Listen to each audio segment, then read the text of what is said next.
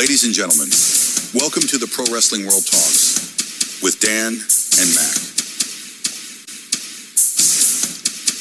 I think as time goes on in the world of sports and sports entertainment, there's a term that a lot of sports people use, especially when it comes to like the NFL season, because it's only 17 games. Yeah! Strength of schedule. Some years, you're 4-13. Other years, you're 11-2, which the Patriots are, including an absolute throttling. I think there was more action on the Monday Night Football game than there was on Raw. And also the next show that I'm about to talk about, that we were talking about strength of schedule, because in 2023 and 2024, it seemed like every PLE that WWE was doing had a great ending and was enjoyable, and people were enthralled and entertained by the company. Yet this year, this calendar year, including a transition from Peacock to ESPN, and it hasn't changed anything. In fact, this past Saturday may have been their worst of the year. Good evening, everybody. You're listening to PWW Talks. I am your host, Dan, and I am joined, as ever, by my best friend of over 20 years and my co-host, and also codependent to this abusive relationship with professional wrestling, Mac. Thanks again for coming on to the program this week. Oh, shit. Exactly. That is how it feels. I really wanted to like this show. Mm-hmm. And I really didn't. I know. So no camera, but I wore a different mask and at least took a picture of it just for sake of argument. But yeah, this was tough.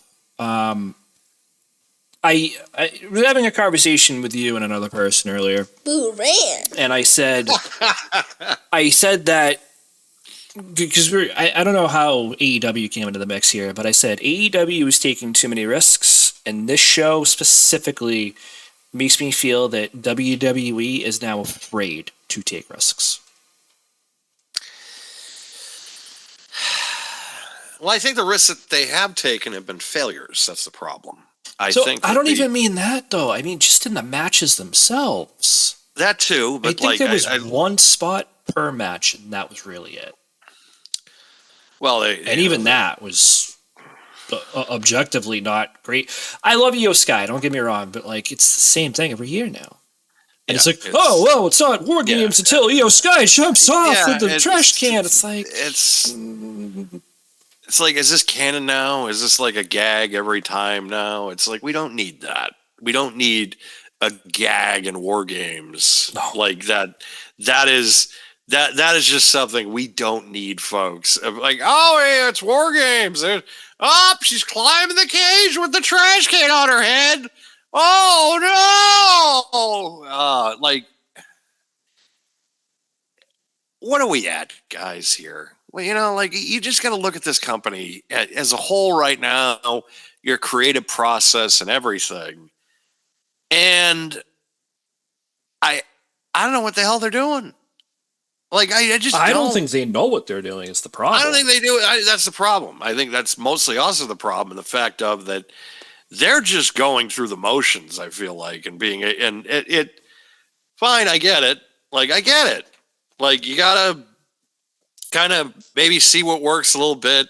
Maybe you're just trying to buy time until the Royal Rumble, which you actually have a plan for the Rumble. If you do, I don't think you do. I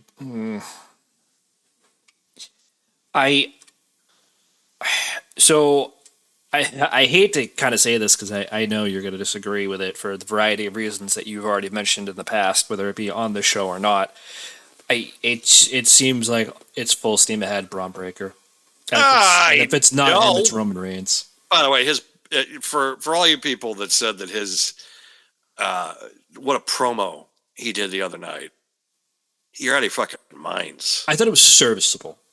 I thought it was serviceable. It didn't blow me away, but it was serviceable. I will argue that. Minus the middle school voice cracks and a couple of the flub lines. He's not ready for prime time. And I know there's going to be I know every friggin' person, every know-it-all in that company, they are like, he is a can't miss. You can't miss this guy. All right, fine, as an athlete. I just don't. He doesn't have the aura. He doesn't have Roman's aura. I need to see more. It's just, I don't even think whatever you do is going to be able to kind of raise his stock at all. I'm not going to say that, but I need to see more. I'll tell you one thing, and I hate to cut you off, but it's just, this is a warning, if anything. He better not go the cheap heat route of mentioning Larry the dog in the CM Punk feud, because if he does that, then people are just going to be like, all right, fuck you. They're the never only gonna, person that should mention Larry is CM McIntyre. Well, it's CM Punk, but Drew McIntyre. But not Braun Breaker. If Braun wants to go in here with the low-hanging fruit of, ooh, I'm just trying to get over, considering that dog has been beloved for years, you're a beloved icon if you also get an action figure alongside your dad. And that's what he did. By the way, I just, like, he was able to get a action figure. Like, I was even told by Steph this week, she's just like, if you see a figure with Larry, you can get it. It's like, well, yeah, that's the plan. Hopefully they'll do one of them, at least Mattel. But, I do want to extend, like, if CM Punk or AJ does happen to listen, I do extend my sincerest of condolences to that family, just because of the fact that I've been through that. It is terrible. Especially Larry, he was a rescue, obviously. I love the backstory and how they named him. I loved his little face. He really was like one of the cutest dogs I've ever seen in the best possible way. And to them, that was their child. And yes, folks, and I know that there was a good portion of like, oh, he's only just a dog. No, it's not just a dog. It's never just a dog. And I feel the people that say that have never had a dog. I'm just saying that now. Sorry, not sorry. No, exactly. It's like you've never had a dog. You've never been through it. You've never understood and also too with Larry. I mean, he also may have been one of the most integral parts and one of the most heated backstage instances in the history of the industry, if we tend to believe the stories. But also Kenny Omega being a good person and trying to make sure Larry was okay, as his friends were getting beat the shit out of by CM Punk with one arm. But this show, the fact that the opener was the highlight of the entire show was I think the second match actually was, but the second match in terms of the War Games matches, the first match, yeah, it's the first one was, because that one didn't bother me as much. I mean, the Io Sky spot, it's like Christmas.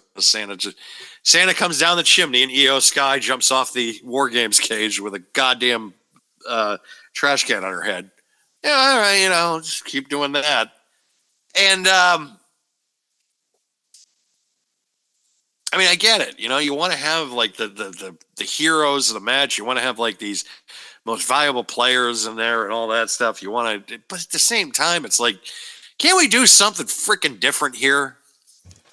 Like, I was actually rooting for Becky to climb over the cage and forfeiting it for her team, because it would have been a new finish.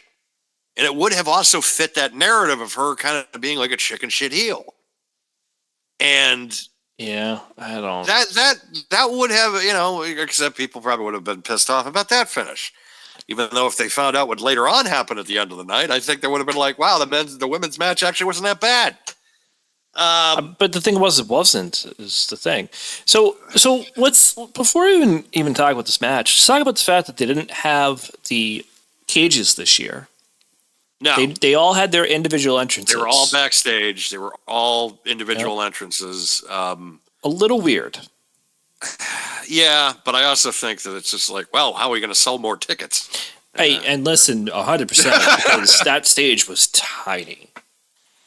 And the entranceway, even, I thought, was tiny itself. So, I mean, listen, at the end of the day, I totally understand that, but I didn't like that. I even the EO spot, I was fine with it, but it was like, there's no engagement with the heels and the faces as she's like getting ready to do it. They're just standing there. You know what bothered me about the fact also and the fact too that I'm thinking about this now, but also as a production person, if I was there, I probably would have thought about it and I would have been like, look, we're at a baseball stadium. You mean to tell me that we can't put the participants in bullpens? You could have done that too, yeah. And they would have had a lot further to run probably. Yeah, and it's just like, and then you could have made it cool, like with the, like with the bullpen scenario of just like the bullpen door opens. Well, not only that, but you could put the fencing there and then have the referees open a section of the fence to let them out, kind of like exactly the cages anyways. You could have done anything. Listen, this was not a bad match by any stretch of the imagination. There were just parts that I was like, really? That was one of them. The other one, as I was mentioning before, was as Io's getting ready to do her trash can stuff, the heels are just kind of standing there pushing each other. Just waiting for it. There's lack of engagement that I'm just like, okay, I get it. You're supposed to protect her, obviously, but have something. And it was like Becky was the one pushing them in the forward anyways.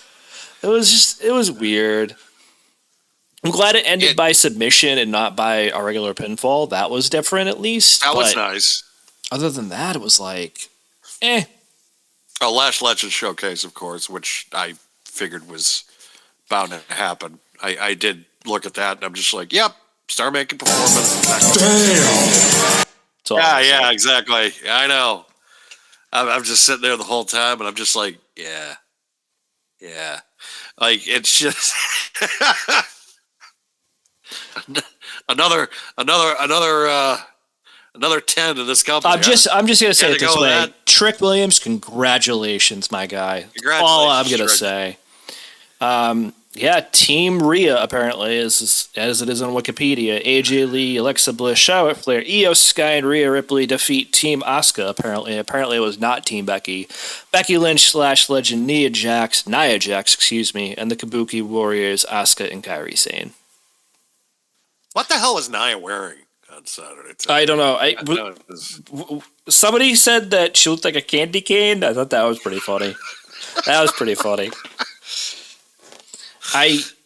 just watched it was Joyride different. the night before. It was different. Yeah. Candy cane. It was different. Candy cane. Yeah. I don't know. I wanted to like this. I did like it. I wanted something more. I thought it was good. I didn't think it was outstanding, but I thought it was good. Yeah. It I guess you could say it kind of it cleansed the palate. It was a good little appetizer, but at the same time it's like this was the high point, I felt like, of War Games of the night. Of the War Games matches. Yeah, of the War Games matches, this was the high point. Right. And I will say that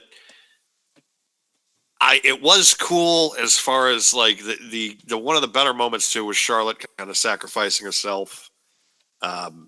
With really, Lash eating the mist. Yeah, that was good. It's so very interesting, this little thing they're doing with Charlotte Flair, because Charlotte actually looks like, for the first time in her entire professional wrestling career, that she is having fun. Well, like, I don't think she was having much fun on Monday night, but we'll talk about that after. No, I don't think she was having fun on Monday, but I'm watching it on Sunday and on Saturday, and I'm just like, she looks like she's having a blast. And she's not having to carry the company, carry the load, and also, have to be like, I got to have fucking 5 stars with all these people every night. No, just have fun. Yeah, one thing that surprised me the most of this match, though, sorry to cut you off, but was Lash coming out last. Yes. That I found really surprising. It was a good showcase for her to do that, but it was surprising. Well, I mean, it was interesting. I will say that one of the highlights of the men's main event is actually who had come out last for their teams. That was some good highlights. But I did not expect Lash to kind of come in last. I expected her to come in maybe second to last, or maybe if the babyface, maybe in the middle. But it was still very cool that pretty much she was every face team member fed her and just made her look like $1 million. So I mean, it also proves again, it's like how unselfish the talent are now. Of just like, yeah, we'll get this person over, get this person over. At least the women's. At least I feel like the women. It's like it's all this like united front of a locker room, because they're. I feel like they're fighting almost for an entire. Not only they're fighting for the locker room, but they're also fighting for like they want the recognition, which they should deserve, of being the reason that a lot of the audience should be watching. And I know there's a lot of the male audience that are just like, women's wrestling does not draw. And I think that's bullshit at this point. At this point, I think you got to get off that horse. And I understand that there are some people, and I love Jim Cornette. I knew that's exactly Cornette. I knew that you were going there. Cornette and women's wrestling. It's like, come on, Jim. Come on. You got to come around on this. It's just, they are they are sex symbols, but also too, they are people that you can put on Sports Illustrated, you can put on the red carpet, and they are legitimate stars.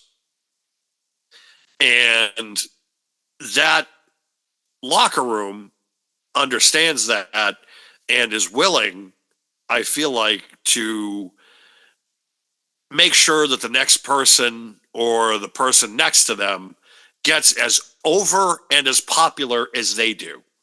Because they look at it from the perspective of, if we all work together and work as one unit, we're all going to do well.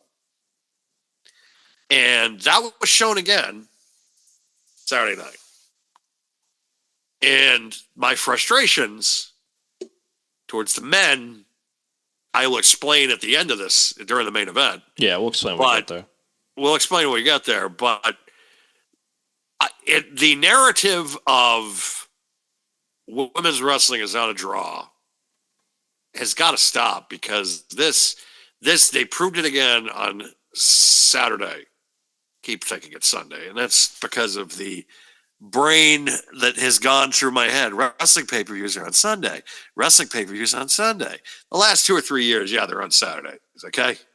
But for years, it was Sunday. So if I say Sunday instead of Saturday, bear the fuck with me. Thank you. I took Monday off anyways, regardless. I didn't care. I didn't care. No, I'm just. No, I know why you said it. I just think it's funny. No. But in the end, the women have been carrying the shows for years. They proved it again on Saturday. I feel like they could have main evented with this show, and a lot of people would have left the building a lot happier than what happened later on. But we'll get to that when we get to it. I mean, this or the next match, which we might as well just bring it up right now because we're already at that match. It was John Cena failed to retain his Intercontinental Championship against Dirty Dominic Mysterio, who is now a 2-time Intercontinental Champion. I think we talked about this last week. If we didn't, we'll just say it now. I believe that I had said that pretty much the entire Judgment Day would get involved in this match, and that's exactly what happened. I think both of us did. Yeah. Ironically enough, I remember I messed this up because I thought this was going to be second to last. When I set it up last week, I accidentally set this as second. But it was, and it was a little weirdly just shocking. It was like, oh, okay, that's second. I guess I don't have to do much I in think I terms of mentioned editing. that. I was just like, hey, look at you calling it right. Yeah. Yeah. So, I think you said Wikipedia, but yeah. But yeah, and we also have the return of one member of the Judgment Day who also interfered, and that was Liv Morgan. Yes. Liv Morgan came back and pretty much did what John Cena got done to him, did to Cody back in February. It's like, oh, the hug, and then the nut shot. And I don't even consider it a face heel turn because it's just like, I almost called that like a weird way to play it was possum. a ruse. It was a ruse, playing possum, something. I mean, it wasn't. I wouldn't say it was a double turn. It looked like one at first, but then on Monday she slapped the shit out of Dom again. So I don't know. Maybe they're just into that. This little storyline they're doing. Maybe now. it's just toxic. There's that too. But this was fun. This was a lot of fun. It wasn't the same as, his match against AJ Styles or others over the last several months, but it was still fun. It was. That's one thing I got to give it to him this year. He's been able to wrestle everybody in their style of match. Like he's able to, and that's except Cody. I would say the second time. I'll give you that. Cody, I felt like the WrestleMania match. I almost feel like was just ruined because of Travis Scott, but also too, it's like it was just piss poor. Like it's so many things just going into that so many contributing factors on why that turned out to be a turn the punch bowl, so to speak. I think he tried to still call the match. Yes. And that was very evident as well. He was calling the match as it goes, which listen, to be fair, like sometimes they do that, but John has never done it subtly, number one. And number two, I think you need to kind of take a step back sometimes, especially as a John Cena at this point, to the other talent because they all work a different style than he does at this point. It's no longer the power up style; it's the finesse of it. We're in the work rate era, John. Yeah, it's no longer just a couple of shoulder blocks, pump up the sneakers. You can't see me. The fish drop, and then we're going to the AA. No. It's more than that now. It's I'm gonna kick out of your finisher twice, 3 times, 4 times, lady. It's where we're at, and I think I'm thinking that's kind of what happened at SummerSlam in the sense of that he probably just said you call it, and that's why the match was as good as it was. And that's why, too, I think SummerSlam is definitely the best pay-per-view that they've done this year. I mean, it's not even close. Thank God this was one night, because if there was 2 nights, I would have been like, ugh. Actually, after Saturday night. Weren't we talking about that at one point? That they should do, a War Games and a Survivor Series match one night, and then do let's it again not the next do that. night. That's terrible. If you're going to book it this way, please don't. I agree. This match, though, was fun. Like I said, I enjoyed this. Even if you take Liv's return out of the equation, I still thought it was good. You have the women come in, hit a move on him each. You have JD and Finn come out. They both eat a double AA a la Big Show and Edge. That was cool to see that kind of imagery again. And then, Dom with the faking the injury, and then Liv comes out, all that. It was fun. That was a brilliant spot. It really was. The whole thing was brilliant, I thought. It was a really fun match. it really has. I cannot say enough good things about Dominic Mysterio. As far as the men's talent is concerned, Dominic Mysterio is one of the top guys on that roster that I look at, and I'm just like, you're doing your fucking job. Like he's one of those guys that no matter what storyline, it's like I look at him and I said, you're doing your fucking job. I look at that way with Cody Rhodes. I look at that way with like CM Punk, and then there's like Bronson Reed. I look at, and then Roman Reigns. I look at it from that perspective, and I say, yeah, you're doing your job. And then there's other guys in the roster, and I'm just like, get your shit together. Why are we booking this fucking guy if he can't get his shit together? And but Dominic Mysterio is in that upper echelon. He's like how they always argue about elite quarterbacks in the NFL. Oh, he's good. He's not great. He's not elite. Dominic Mysterio is an elite player in WWE. Can't believe I'm saying that, but he is. He's earned the right. He's earned the right with his character work. He really doesn't have to do much, except the fact that he is somebody that is extremely smart. He's also somebody that doesn't take a lot of like in-ring risks, which is going to benefit him in his career. He doesn't have to, anyways. He doesn't have to be like a Darby Allin or Will Ospreay, where they're just like, work rate. Oh, I'm in the hospital. Oh, I'm injured. Oh, I have to have neck surgery. Dominic Mysterio, the way that he works, he could do this for another 15 years and still be an elite talent. It's a simple, unadulterated fact. He's going to turn babyface at some point. They're going to have to. Like, they're going to have to turn him into a babyface. And it's going to happen organically. I feel like it already is starting to. It is. It's starting to. They're not going to pull the trigger on it right away. I will say that. No. But the crowd reaction, especially on Monday, it was the seeds are planted for it. It's just even he doesn't have to change a thing. He can still be just who he is, like in the ring as a face, and just as a face. Yeah. Eddie did it. Eddie did it, and it was fine. And he was a beloved star for doing it. But people are looking at Dominic Mysterio. I'm looking at Dominic Mysterio. We're 4 years ago. I said, pack it in, kid. You're done. It's over. It's over. You had it, you tried it. It's over, though.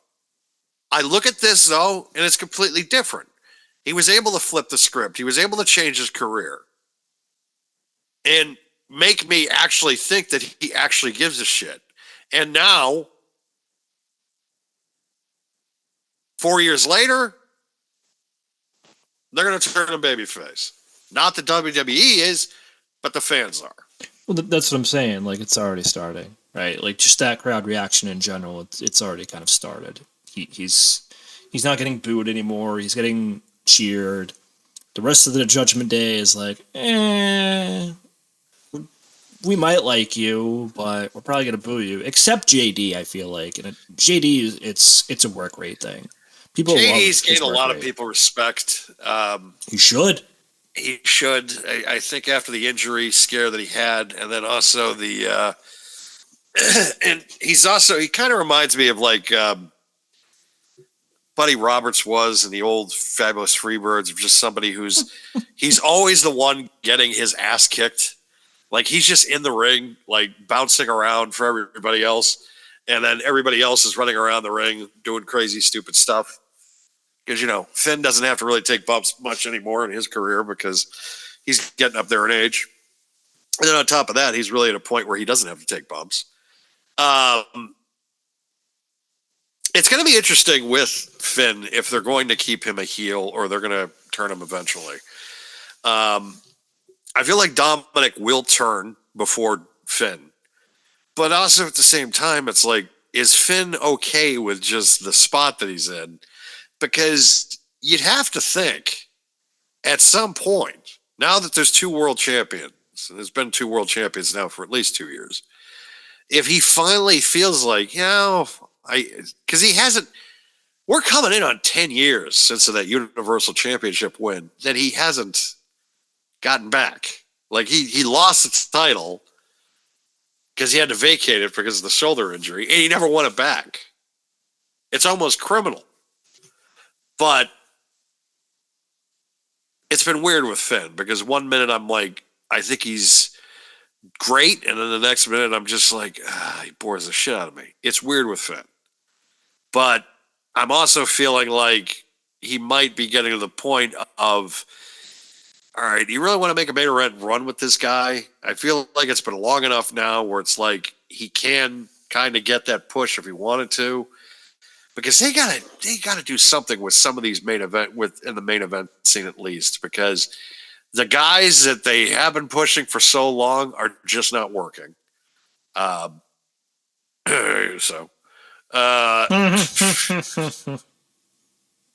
Just get somebody else. Just get somebody else. Just come on. It's fucking time. Of course, we'll talk about that during the main event. But this was a really fun match. The last PLE match in John Cena's career, supposedly. And we are less than 2 weeks away now. When this comes out, we are about a week from the Saturday night's main event, where it will be either Gunther or LA Knight facing John Cena in his last WWE match. It'll be held in Washington, D.C. The rumors are out there. Logan Paul was feeding them this week that the current president of the United States, Donald Trump, might be making an appearance. Jim Ross has floated the idea that Vince McMahon will be in the building. So it very well could be a very controversial night. The fact that it's in D.C. Instead of Boston, I know with the money factor, there was a big amount of money kind of being thrown around. Apparently, which I loved it when WWE tried to negotiate with the city of Boston for anything. It's like, go fuck yourselves. It's not going to work. Oh, they're going to pay you how much? Yeah. See ya. Especially, too, it was in, because it's the fact that it was going to be in the TD Banknorth Garden, which means the Jacobs family, who owned the Boston Bruins, would have had to pony up some cash. Pulling money from them, oof. Good luck. Good luck. It's wild to me that cities now have to pay them to come in. $7 million. I heard it was like something like 13. No, it was like I heard it was in the seven figure. It could be more, but I heard it's at least seven. For the city to get that match, and it's just like you're not going to make a return on that. Maybe, like I don't know. It's amazing that in '98, WrestleMania 14 was the highest grossing event in the city's history, and now all of a sudden it's like because we've had the World Series now a couple of times. We've had a couple of NBA Finals, the Stanley Cup a couple of times, and a couple of conference championship games, but not of course, not the Super Bowl, because why would they be like, well, we're not going to put it in Foxborough? That's just dumb. Well, I mean, it's not even the fact that it's dumb. It's, first of all, it's the weather. And second of all, it's there's really nowhere to put them all. No hotels.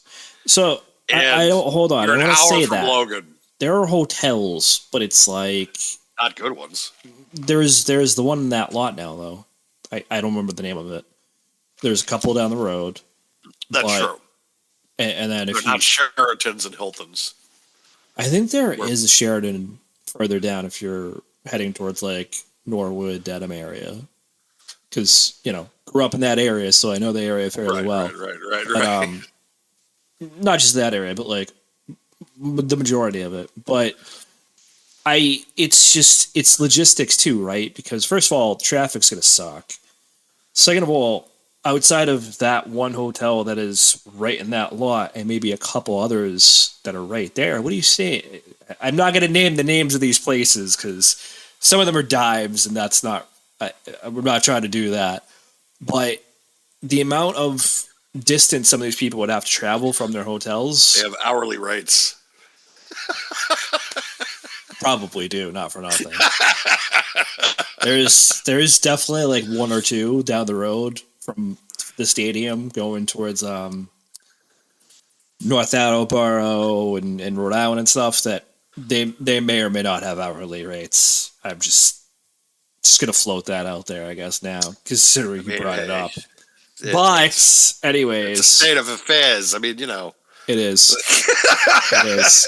And I'm really trying very hard not to segue into the next match either as we're talking about this, especially hourly rates, because wow. Phrasing. Exactly. Phrasing. Wow. That took a left turn that I really wasn't expecting. Yeah, it would be tough to hold a Super Bowl, as it were, in Foxborough Stadium or Gillette Stadium in Foxborough, Massachusetts. To that point, though, as we're talking about wrestling, it's funny as you were talking about WrestleMania 14.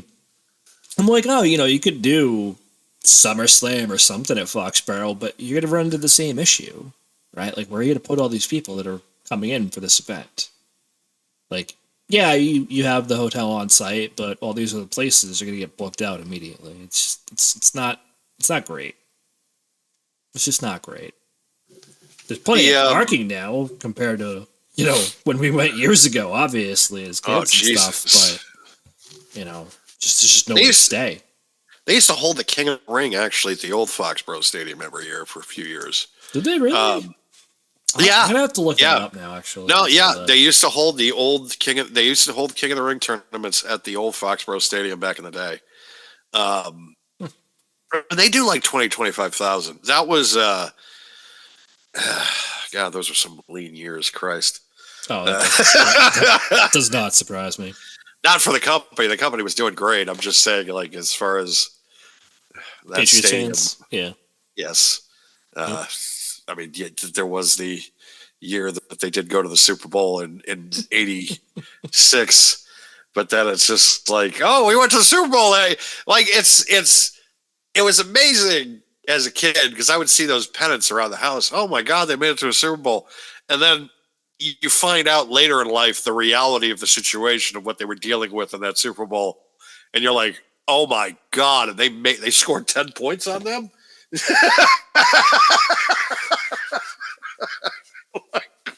that was my reaction to the whole thing. I'm like, wow, they scored 10 points. Holy shit. Like, because the year the Patriots went to the Super Bowl that year, it was against the Bears, the 85 Bears. And also, if you look at the reality of the situation right now in the NFL, the two number one seeds in the NFL for the AFC and the NFC are the Patriots and the Bears. Do we get our revenge this year is the question. We'll see. It's a rematch!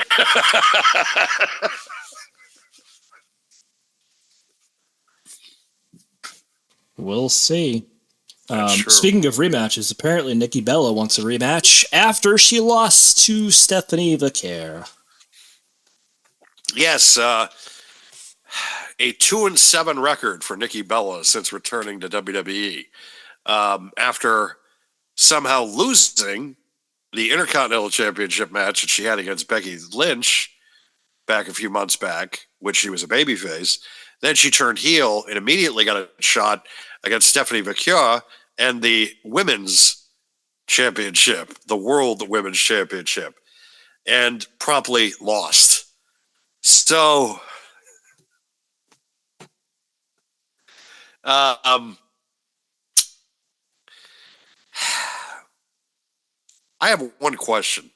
What's that? Why?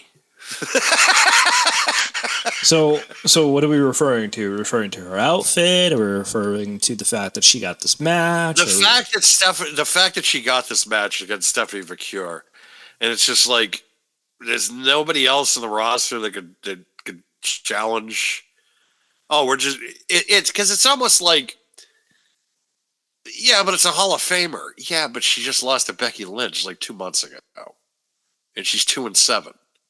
Like, it's unbelievable the fact that she just lost a mid-card title match. Now all of a sudden you're putting her in for the world championship match. Like, so hold on. What are you doing let's here? preface that for a second, Dan. Let's put it this way, right? Yes, she had the Intercontinental Championship match against Becky Lynch, and it wasn't a good match. no, it wasn't. She tried to kick John Cena. You couldn't see him. Yes, didn't see him. It's just she hasn't looked great. There are times on television that she looks okay. I'm not going to argue that. And I'm not talking about her looks, everybody. Sorry, not sorry. But there are matches that she looks decent. But Oh, yeah, we're talking about match. yeah, again, we're talking about the match. Yes, thank you. But it's just it seems like anytime you stick around PLE since she returned, it's like it's not good. It's not good. No, it's not good. It's not good. She never really had a great work rate anyways. No, I agree. But that's why when I see her on TV sometimes in some of these matches, I'm like, okay. But then you get to the PLE and it's like, what are we doing?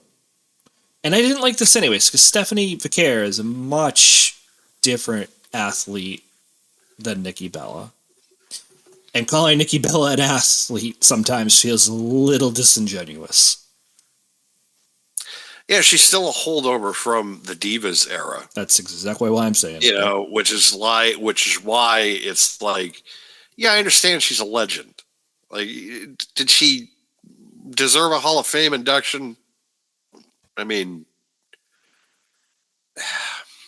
For what? Setting women's wrestling back? that's the problem. Like, it's just, did she? So let's I'll say hold on, yes. Hold on. Let's play but devil's no advocate at for the a same second. time. That's fine. Let's play devil's advocate for a second. I'm going to rattle off some names. Every one of these people were in a match at Survivor Series. Yes. Better or worse than Nikki Bella. We'll just say it that way. Okay. AJ Lee, Better. Alexa Bliss, Better. Charlotte Flair, and my Better. machine just went off. Be quiet. Charlotte Flair. Okay, you said better. Sorry. Io Sky, Better. Rhea Ripley, Better. Becky Lynch, Better. Lash Legend. Better. You're like, I get the sample size there, but Yes. she was in the WNBA, so we do have to say Yes, she is actually a she's better an athlete, yes. Exactly. Nia Jax, Better. Asuka, Better. Kairi Sane, Better. Stephanie Vaquer. Better. Okay, so going with people that were there and didn't have matches, Raquel Rodriguez, Better. Roxanne Perez, Better. Liv Morgan. Better. Yeah. It's like I just named 14 women that are better than Nikki Bella. And I mean, listen, those are people that were just there that night. There are a lot of women in this roster, whether we want to say NXT as well, Evolve as well, or just the main roster. There's a lot of women in this roster. she might be better than Nikita Lyons. Okay. Like, it might. But doesn't Nikita Lyons know some mixed martial arts or something like that? A little bit. Okay, so I mean, are we just basing this off of in-ring talent? Okay, but She has a much better finisher if you've seen it. I have seen the finisher. Thank you. Yes, I It's a have. great finish. I mean, it's a fantastic finish. I just It's listen. one of the best finishes in the history of the sport. Jesus. I just here's my issue with the whole Nikki Bella thing, and I get why people have that nostalgia for people like her, like AJ Lee, and others obviously, but like again, if we look at the women I just mentioned, you could make the argument that a lot of them could just be straight models if they wanted to be, right? Alexa Bliss being one of them. She used to be a bikini model, I believe, if I'm not mistaken. You know, the vast majority could be considered models, but they also know how to work. And that's the big difference here. Because I don't think Nikki Bella knows how to work. No, I don't think she does don't. either. I think she knows how to look pretty. I think she's able to put on a serviceable match. I know how to. Occasion, but like I I think said, she when it knows how comes to a work PLE, out. it's like throw it out the window. And I feel bad for Stephanie Vaquer having to be put in this situation too. I do too, because it's Not like for nothing. she You know, she deserves to she get. had great feuds in NXT. One being with Julia, who that they should run that back honestly because they work very well together. They know each other very well. She's probably going to put on a great feud with Liv Morgan, not for nothing. If anybody watched Monday night, she had a great match with Tiffany Stratton at Crown Jewel. And now it's, hey, can you work with Nikki Bella? I'd be pissed. I mean, bullshit, not for nothing. I mean, it's like I think you muted yourself, Dan. yeah, I know I did. Am I back here? Hello. I can't hear you. What the hell? Please hold. Experiencing technical difficulties. Hello. I can't Hello. hear you, no. Hello. Technical difficulties. Yes, they have been worked out. Apparently, I wasn't the problem. Then. Yeah, apparently I'm the problem. that's fucking. So we did pause very quickly during that, and Dan said that's Nikki Bella. So yeah, apparently that's karma. Just for talking shit about Nikki is. Bella. You are. And How internet dare part- you, Mac, go off on this tangent of 15 other women that you think are better than Nikki Bella? How dare you? Now you're gonna have audio problems, asshole. Yeah, that was a good impression of Greta Thunberg. I thought so too. I was channeling that actually. Yeah, I know. I like the finger going and everything too. I can feel it. Yep. Now he's getting arrested somewhere. I'm not chaining myself to a fucking boat, so that's not happening. Nor am I going to Israel right now. By the way, just not doing that either. So You're gonna chain yourself to war games and be like, "Make this proper. This is shit." I wouldn't even say it. I would be like, make this not suck. That's how I'd probably say it. Good 'Cause lord. it kind of did suck. So I guess we can move on. Yeah, I was gonna say we might as well main move. Event of the evening. The reason why everybody's here, right? Oh boy, the 5-on-5 War Games match. Braun Breaker, Bronson Reed, Brock Lesnar, Logan Paul, and Drew McIntyre defeat Roman Reigns, Cody Rhodes, CM Punk, and the Usos. Braun Breaker getting the pinfall victory over CM Punk, which is why Braun Breaker will be getting the title shot on January. Sorry. What is it? 5th? January 5th? That match will be taking I place. have no idea. I didn't see because Yes, Punk but it'll wasn't be there. because of the Larry news this week. He was not there. well, I don't think he was cleared either. Probably not. Because I think the Larry news came out Tuesday. Tuesday. I thought. Yes. So unless Larry passed or wasn't doing well on Monday, maybe that's why too. But they did say Punk wasn't cleared, so maybe there was stuff going on that we just don't know. I think it's better that way, honestly, because Braun is able to cut the promo without interruption, which I think worked better in his favor. I honestly, listen, I just want to do it this way, right? Let's just jump to the ending of this match where a masked person jumped into the War Games cage, low-blowed CM Punk, and then jumped back out. of the cage. And that's how Braun Breaker was able to hit the spear and win the match for the heel team, basically. Well, it was a low super kick and then a Stomp. You're curb right. Sorry. stomp, Right. which then Oh, it's Seth Rollins. yes, No, it wasn't. no. Why would he be helping CM Punk? Plus, he's Why would he be not helping ready Braun anyways. Breaker?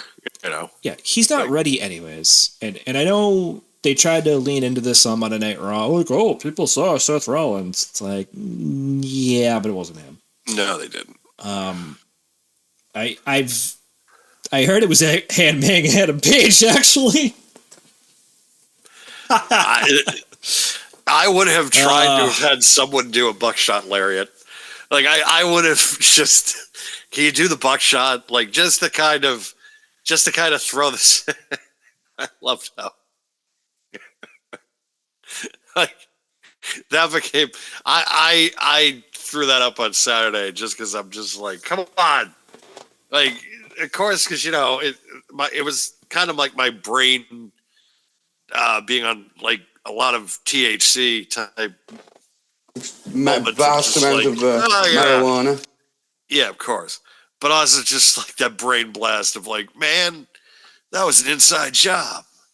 So I came up with the theory. Hangman came out and screwed him over. Also could have been Jack Perry for all I know. Like all of a sudden, it's Jack Perry. Except Jack Perry wasn't that tall. And that was a tall person that did that. See, that was the thing that a lot of people were saying, like, oh, it's this person, it's that person. It's like, yeah, but are you looking at the same person right now? It's probably going to be Jericho. I don't think it's Jericho. So, I mean, they might play that up, that it could be, especially if the rumors are true that he is re-signing, which is a heavy rumor that's going around lately. I think it was reported that it was Austin Theory. I think that's the heaviest reporting that has been done by a few different sources that are saying that. My comment at the time was maybe it's Santos Escobar. You re-signed him. He's been off TV for a while, even before they re-signed him. It's a good possibility since they do want to push him when he comes and is back on TV. He also made social media posts, I think, the week before, saying that he was ready and he's just waiting. There are definitely a lot of other comments being made for other people that it could potentially be. I heard one that said it was the Dawn of NXT, which I was like, I don't really want that. Yeah, I don't want that. I don't want that. Terrible. Yeah, I don't want that, like I said. I've heard a lot of names thrown around. I was a little, and you were with me, so you could attest to this. I was a little pissed off by this. Because typically when you do stuff like this, you have a payoff either as the show ends or on Monday Night Raw. And they had neither. And you had neither. And that pissed me off even more on Monday night, I'm not going to lie. It was, well, there were a lot of things that pissed me off about this match. Number one, first and foremost, the dance off, just a yeet off, like right in the middle of a fucking match of like, it was almost like watching Fortnite, like people play Fortnite and all of a sudden they just start dancing like a dance party in the middle of it. And you're just like, all right. I didn't like it, but I didn't hate it because I knew that at one point, yes, Brock's music is going to interrupt it and he's going to come out. And that's exactly what happened. Come out and kill everybody, which is exactly what he did. My other favorite moment was when Roman's coming out and then Brock just goes outside the cage into the rampway waiting for him. And then promptly gets like each Superman after Superman punch. Then he gets next to the table. And I'm like, this, yep. I said, of course he does. I said, he's going to be smart here. Catches him, F5s through the table, and then throws it back into the ring. And it's just like, yes, this is like, you are not dumb. Like this, it was Seeing Brock in the in War Games was fun. The another favorite part of mine was when Jimmy Uso came in to even the odds. And what did we say? The odds still aren't even. Something like that. They just beat the shit out of him. Like it was the only time in history where somebody comes in and evens the odds, and it's still at a disadvantage. Now it's not only the disadvantage period, but then on top of that, it's still a disadvantage when the next guy comes out. So it's like pretty much it's not even a rest period for anybody because everybody was just getting beat the shit out of anyways because everybody was just like, oh wait, it's fine. It's just Jimmy Uso.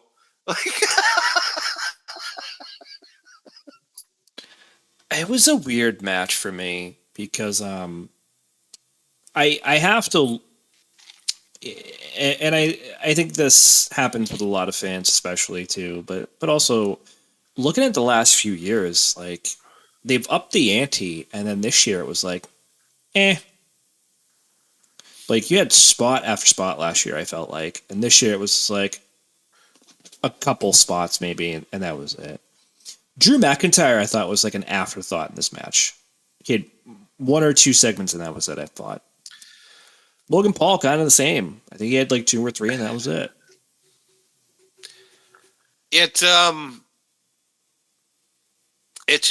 There was a lot of rumors in 2, and I think it was confirmed or not confirmed that there was like a lot of creative tension that day in the men's match. I did hear that as well. Yeah. Why, I don't know.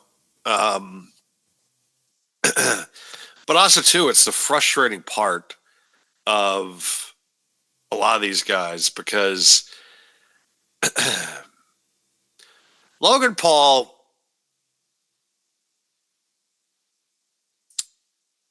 I feel like, has done enough.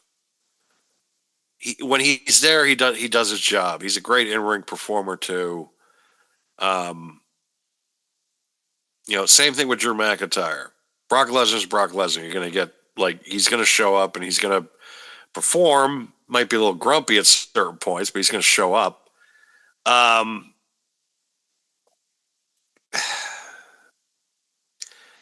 Bronson Reed, I felt like has done his job. Braun Breaker has been a little disappointing.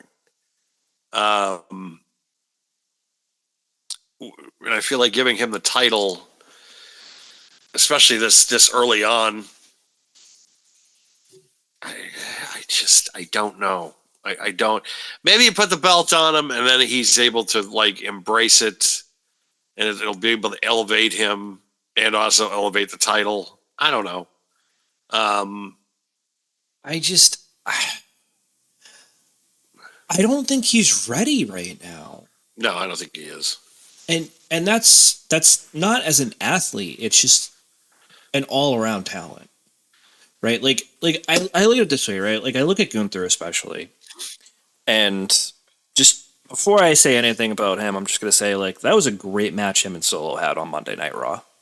Absolutely. I thought that was a 5-star match. Like 2 heels going at it because they're in a tournament. They have to face each other, but it's 2 heels that are very different types of heels. And I thought they played off each other incredibly well.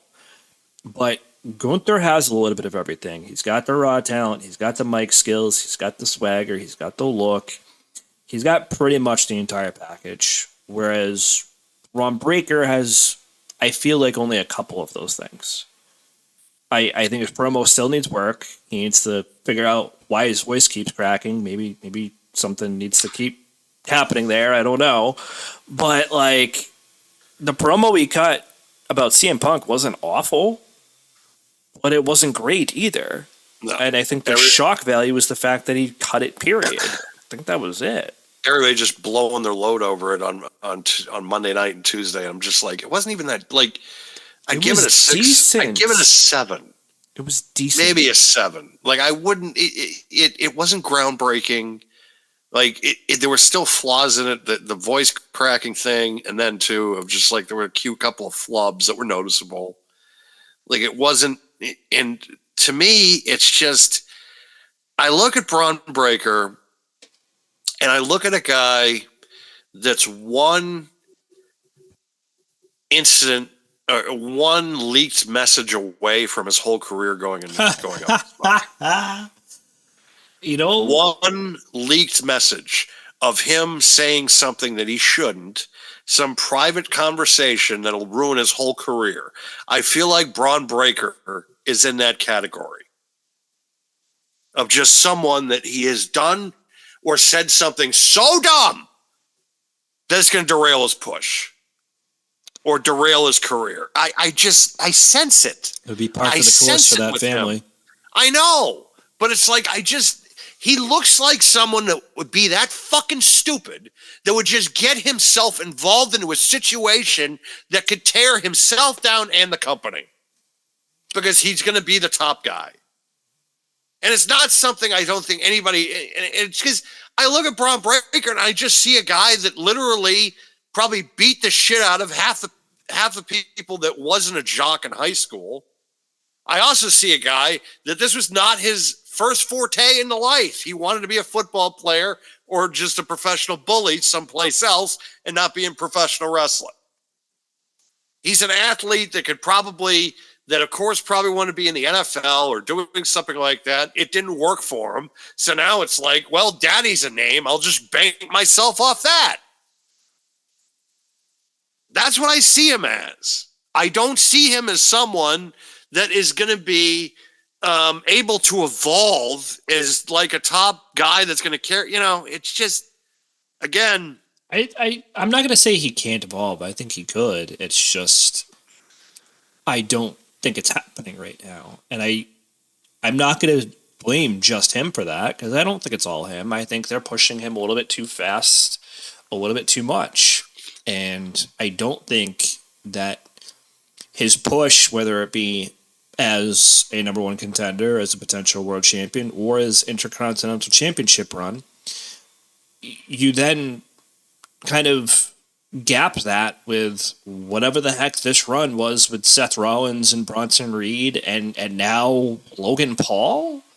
Like, it's weird because to me, he's really not even the focal point of his own stable. Paul Heyman is. Bronson Reed is. I'm not going to say Logan Paul is because I don't know what's going on there, but if he is part of that stable, Logan Paul brings in views because of his notoriety in other forms of media. What does Braun Breaker do? It's just, I don't know. It's not helpful. He's a more... He's WWE's. He's going to be WWE's version of Goldberg. And don't do that. You know I'm right. I don't want to hear that. You know I'm right. Everything that I have said tonight about Braun Breaker is 100% factual. Oh, that's... that in his private conversations, there are things that would get him completely and utterly destroyed. And he's probably not dumb enough or probably not smart enough to know that stuff is out there. He's probably just like, Mike, I'm fine. Like, it's just, he has that vibe to me as someone that is just, he's just going to burn himself or he's going to burn the company in position he's in with the position that he's in with something so dumb and ridiculous and something so reprehensible that it's going to kill his career and affect the company in a negative light. That's what I feel like is going to come down the pike with him. I have that vibe. And so that's why it's like, if some of the stuff that this company has gone through, whether it be before or now that TKO has taken over, I don't know that Braun Breaker's going to be able to bring him down either. Well, I don't know if he'll bring them down. I just think that they're going to have to be in a position of, we can't, it's just, there's going to be stuff that I just feel like is in private conversations. Somehow, it's just probably the circles that he keeps around of just there's going to be some stuff that is just going to come out and I'm just going to find out one day, some text leak. Oh my God.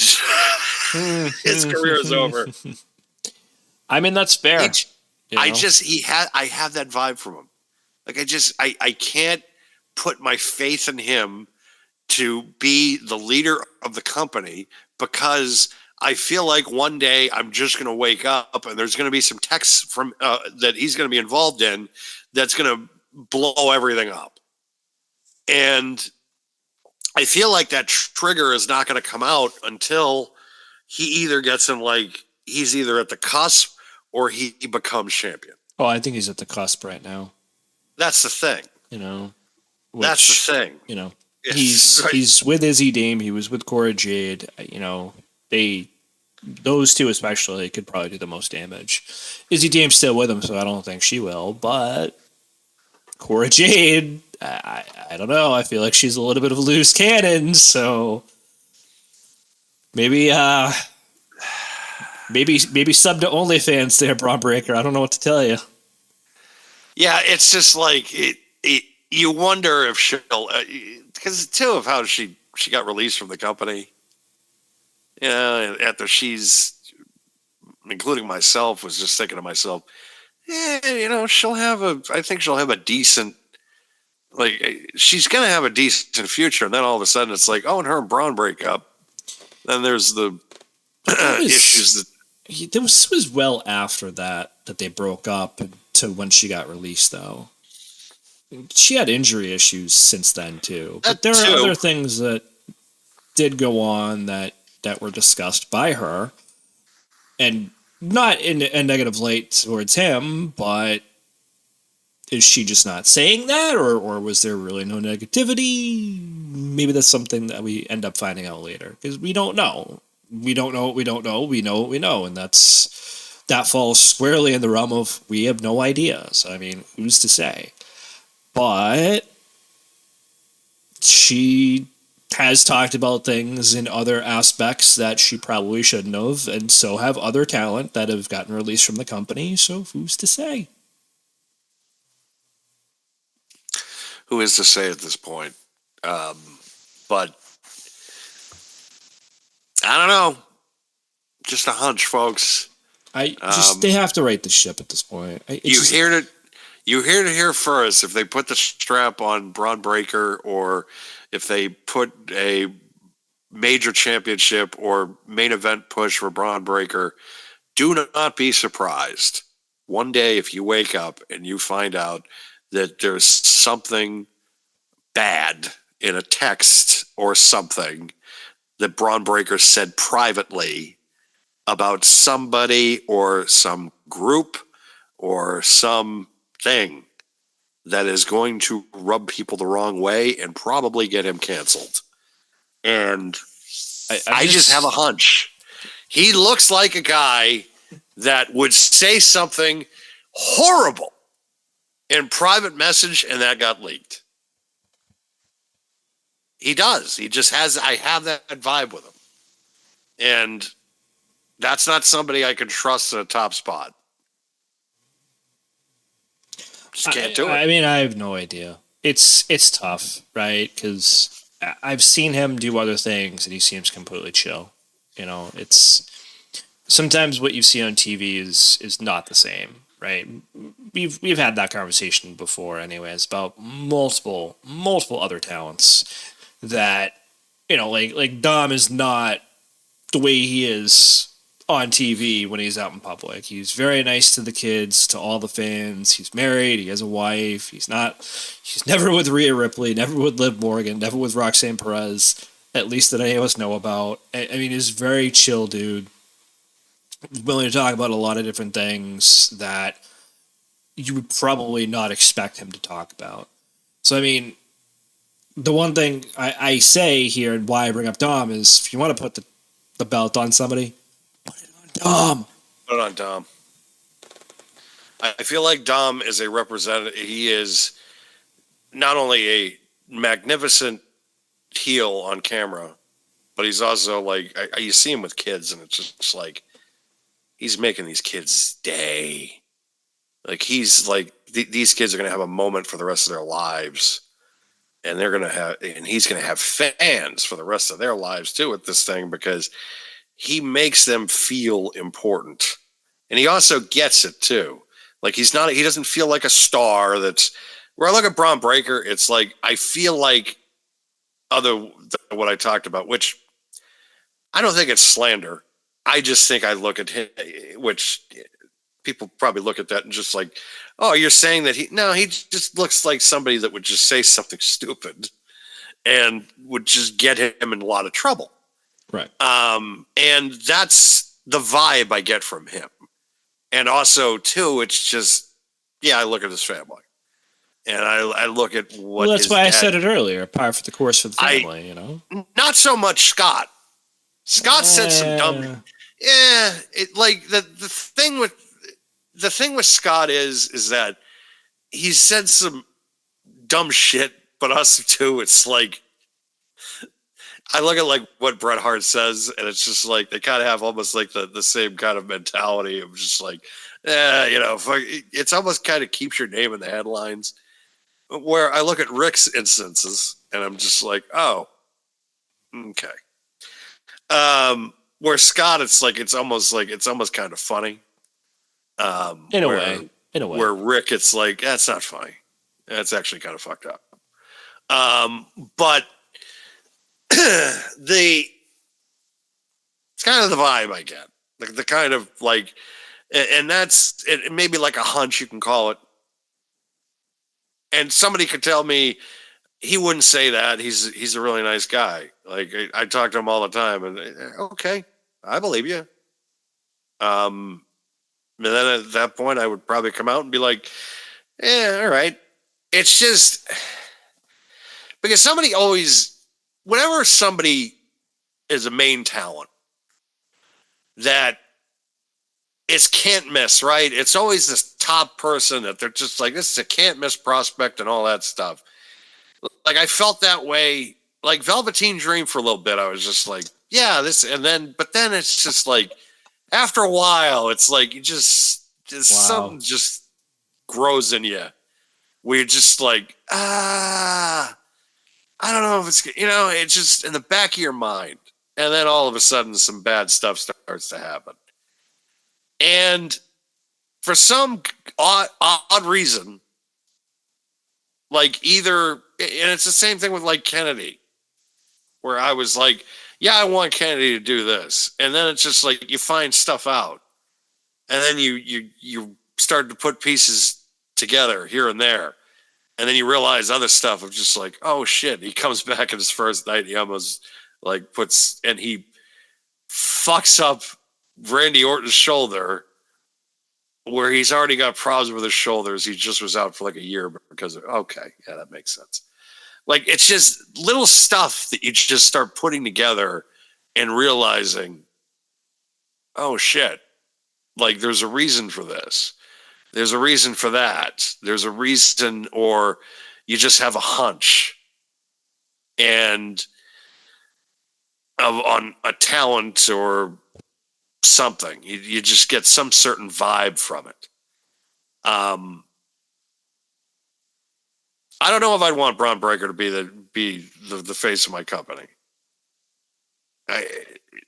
I don't. There's something there that just gives me that just rubs me the wrong way. That I just feel like that would be, and that would be a mistake. And do I feel like that they're going to do it anyways? Yeah. I feel like his path has already been set and it's kind of like how they did it with Roman. I don't think people are going to be ready for it. And then at that point, it's either going to be with Braun, it's either going to be sink or swim, kid. Because the problem with Braun is that he's the guy after the guy. Meaning that after Roman's done, it's pretty much going to be Braun's ball game. And that's going to be tough. I don't disagree, but I think it depends. I really do. Because you do have a fairly, I'm just going to say, decent young roster, right? Like, you have him, you have Dom, you have I'm just gonna say JD McDonough as well because JD can work. I'm sorry, he's a he can. great worker. I think JD just needs more of a personality to be given to him, and that's not a knock on him. It's just they don't do anything with his character really. That's not on him. He's a workhorse. That's all he needs to be. Right. Ilya Dragunov's another one. He's in his early 30s. I think Gunther's still in his mid 30s. Bronson Reed could be a guy interchangeably, even though he's a little bit older. Cody's only 40. He said that he is re-signed. He is going to be around for at least a few more years. Right. Punk will probably be around, I would argue, another year, maybe two, depending.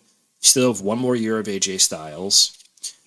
LA Knight, same thing. You could probably keep him around for another 2-3 years, maybe, and you objectively should do something with him. And I know some of those guys, as I kind of was saying, are not exactly young, but some at least will be there for a few more years to come, especially Bronson probably will be there at least another 3+. Bron Breakker's probably going to be there definitely for a while. He's only, I think, 27, 28, something like that. Yeah. Dom, I think, is 26, 27. I mean, a lot of these guys will be there for a little bit. It doesn't have to be just the Bron Breakker show, and I don't think it should be, right? I'm looking back at the Attitude Era and looking at guys like Austin and The Rock and Undertaker and Kane and others that were championed a few times in 1 year, right? Like Austin, I think, was champion 2-3 times in 1 year, for Christ's sake. You could do the same thing here with Bron Breakker. You don't need long-term champions anymore. It's just, you don't. Plus, objectively, you have, we talked about women wrestling earlier, right? You have a wealth of women wrestling in that locker room. You have people that probably aren't even getting booked properly in the women's locker room. Bayley has been discussed multiple times this year as like, why is she not on a PLE? Why is she not wrestling more? That's a big one. And Lyra Valkyria was your Intercontinental Champion. She was your first one. And she's barely getting booked now except with Bayley.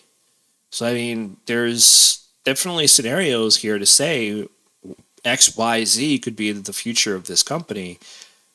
If you're looking for a future face of the company, I can understand why you would want to go with a guy like a Bron Breakker.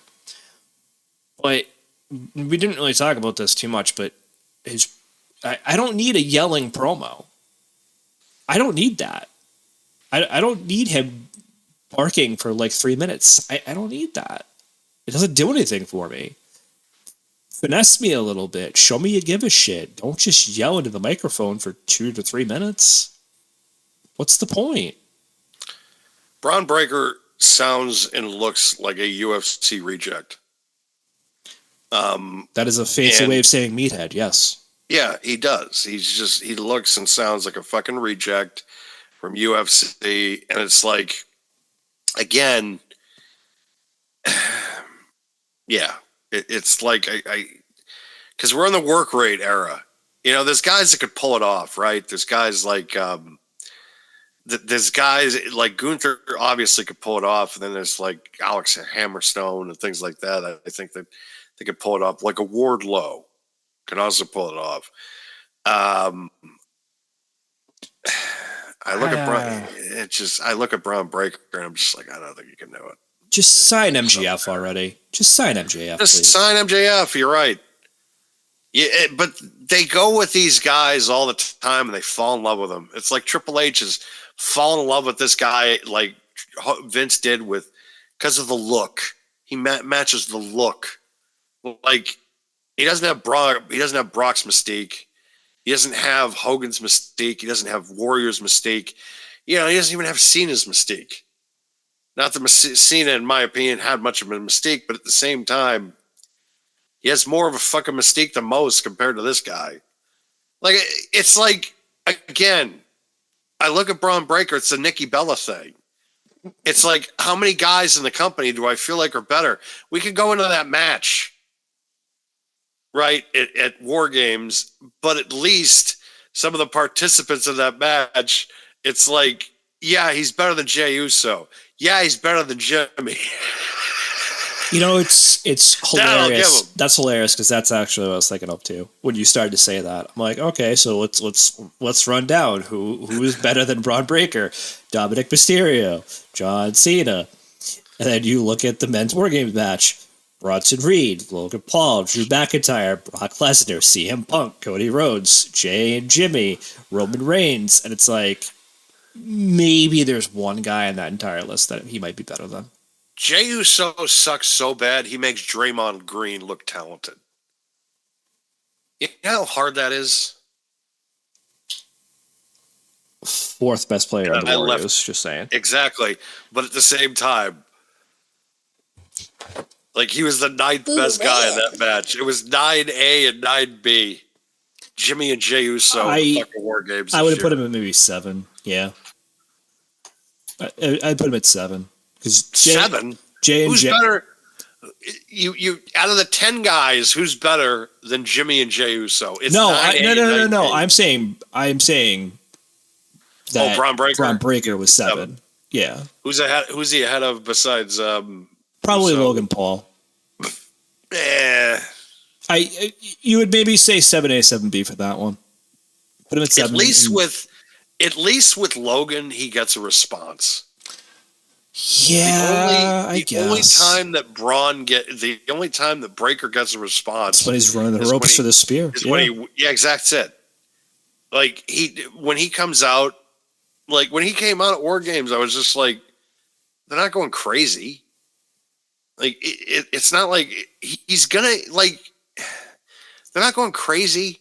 Like, when he won the match, I think everybody was pissed off the match. Everyone was pissed off. Everybody was pissed off because the match sucked. They weren't pissed off because he won. That wasn't heel heat. That was fuck you. I think it was a little bit of both.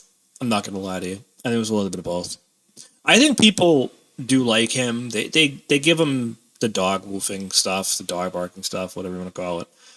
And I think that's part of the engagement for that character, right? But when somebody comes in and curb stomps CM Punk and then you run the ropes and spear him and that's the win, that's the finish, it's like, huh? I would have liked literally anybody else to pin anybody else in this match, and I probably would have liked it more. And it's not a knock on Braun Breaker or a knock on CM Punk or anybody else in the match. It's just, that's lazy to me. It's lazy. You could do, and I hate the whole Logan Paul is going to get thrown at any champion, but could have had Logan Paul do it. You could have had Drew McIntyre do it and reunite a feud. You could have had Brock pin Roman Reigns. You could have done a lot of different stuff in this match, but that's your finish. And the one thing we didn't also talk about, by the way, is because I saw this reporting on social media on Monday that apparently Raw was going to be epic. Oh, God. Yeah, but it wasn't, though. No. You had a promo, you had a couple good matches, don't get me wrong, and then the women's match at the end of the night just developed into madness. So, what's epic? I think my favorite, one of my favorite moments of the end of War Games was, number one, the end of the match. It was finally over. And then secondly, CM Punk and Roman Reigns just fist bumping. It could be like Zebros. Like, I think the favorite part of the night for me was when Paul Heyman yeeted that kid at the after show. That was funny too. And then Paul, they were asking him questions about the relationship with Logan Paul. He's just like, no, I don't know who was in the Under the Mask. And then they asked him again, and he's just like, no, I don't know who was under the mask. Him answering a question that wasn't even asked twice. I loved it. But the thing was, again, though, like, and going back to what I said before, like, that would have been a perfect time for him to come out and do it there in a post show. Which, yeah, a lot of people aren't watching the post show, but it would have been reported on. Or do it on Monday Night Raw, but he didn't do either one. He didn't do any of it. Just this show, other than Dominic and John Cena, and some moments of the women's match. Well, actually, the whole women's match as a whole, that was very good. If that was the main event, I think I would have kind of thought graded the event overall a little higher. But this is by far the worst pay-per-view of the year, the worst PLE of the year. I'm not going to say that. WrestleMania still. It's top 3 for sure. Worst PLE It's of the year. It's top 2 or 3 at least. But this is because it's like, you're right, and I still feel like Mania, because it was 2 nights, and it's the fucking main event of the biggest show of the year, and you're giving us this shit. But this was pretty goddamn bad. Oh, it was bad. Yeah. This was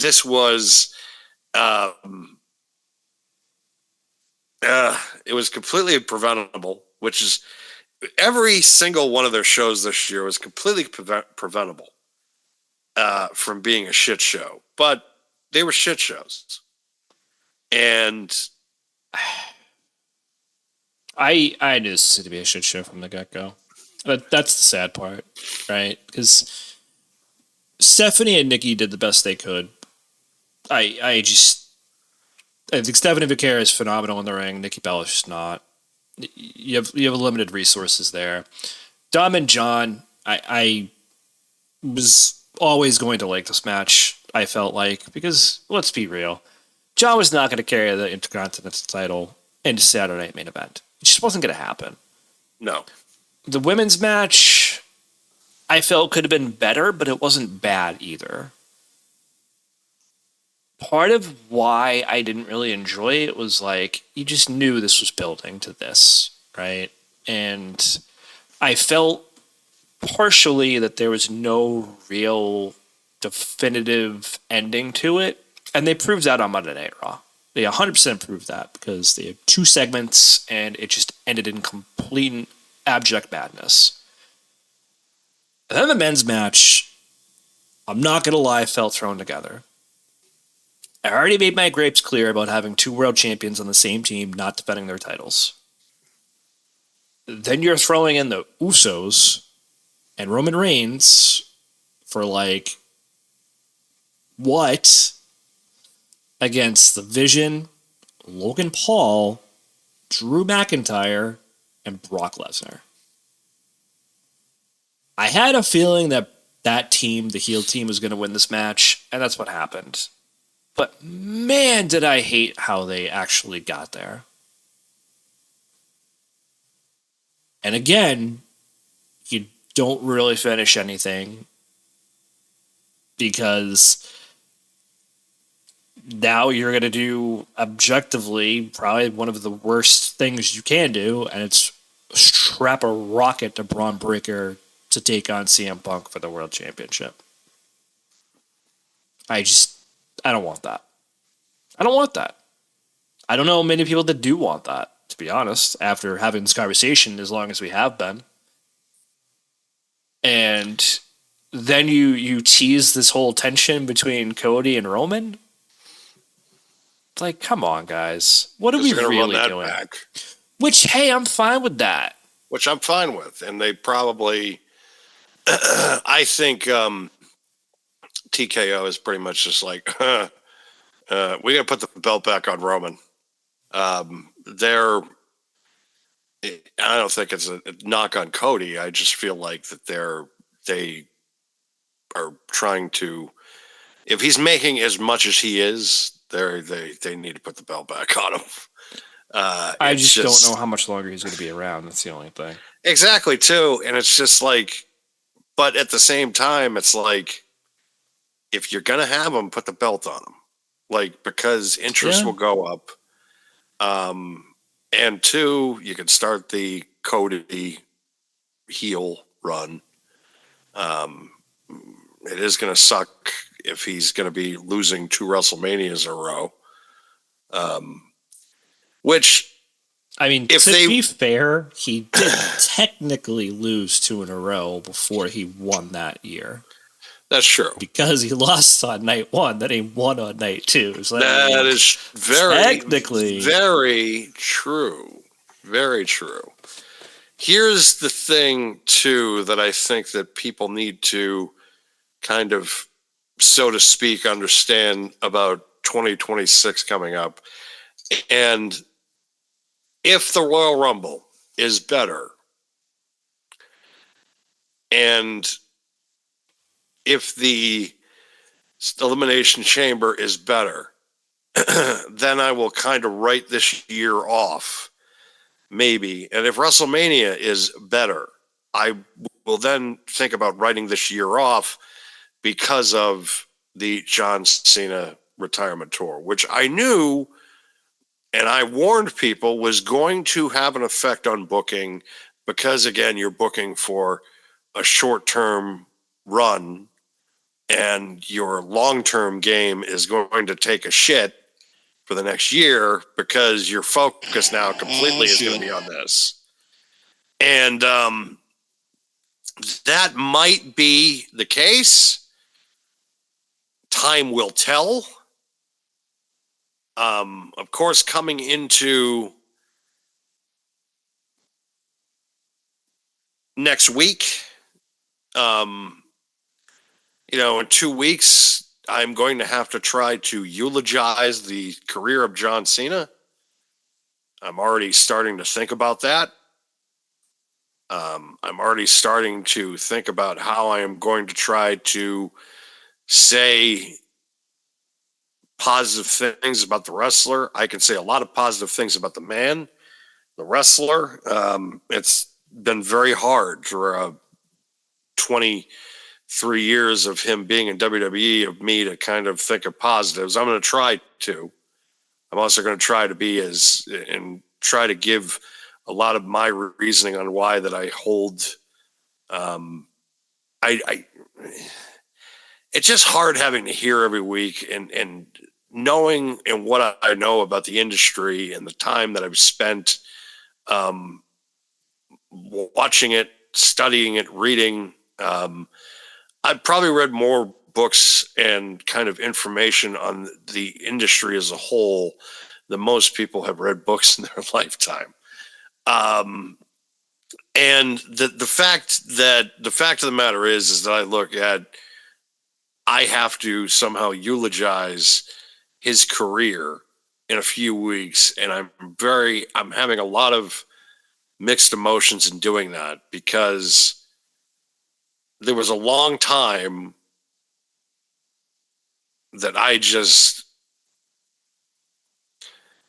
always felt like that he was always put in a position to be better than what he actually was. And they're still doing that. I understand why. And I'll explain that in a few weeks.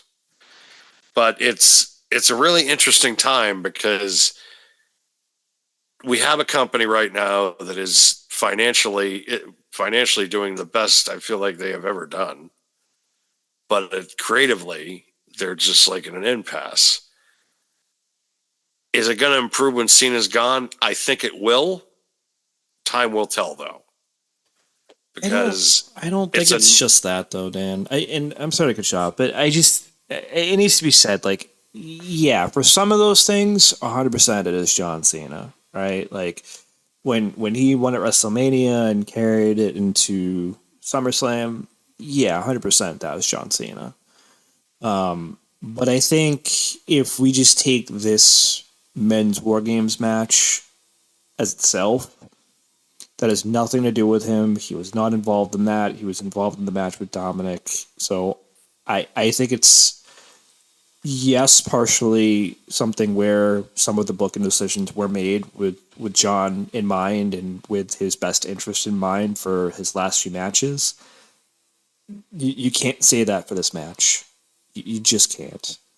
And I think that also needs to be said in the same conversation, because if we look at this match and the implications that will come from this match, I don't know what the fuck they're doing. I just don't. It's fair to say, coming out of this, you're right. I mean, that John Cena didn't have any real effect on this match, but I was just talking about as a whole.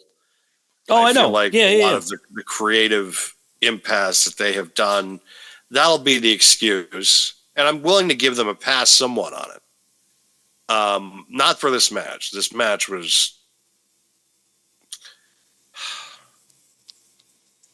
I tried so hard to I, like this I match. feel like at 15, in my 15-year-old brain, I could have somehow come up with a better run and a better kind of like a better storyline. And what was funny was, and I try not to kill him too much because of my Opie Anthony fandom, but I saw Sam Roberts was calling it kind of like he was almost, well, not almost, he was comparing it to like the Black Scorpion angle with WCW in 1990 with Sting. And this is a guy I put up with for all those years as a producer for the Opie and Anthony show, which I always thought he was annoying on that show. And then he was annoying podcast on wrestling. Then he did the show with Jim Norton. Yeah! And then he made that comment. And I just thought to myself, I don't care what you're doing to try to get clicks and views. You are the biggest effing tool on the planet. If you even try to, like, you're trying to sell that. Oh, it's like WCW. Are you out of your, you got to be out of your tree. And if anybody is like, what is the Black Scorpion angle? Just type it in on YouTube and you'll understand. And just look at that and just say, he's trying to compare something. Yeah, he is. Yeah.